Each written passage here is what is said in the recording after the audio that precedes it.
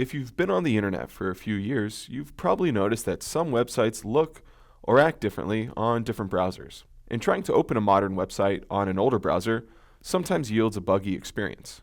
Obviously, as web developers, we want to ensure that our users have the same awesome experience regardless of their browsers or operating systems. This has been a problem since the beginning of the web, and there are solutions available to manage cross-browser compatibility.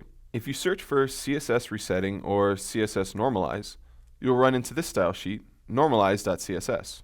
Let's take a look at it. This will help ensure that your CSS styles are interpreted the same across all browsers.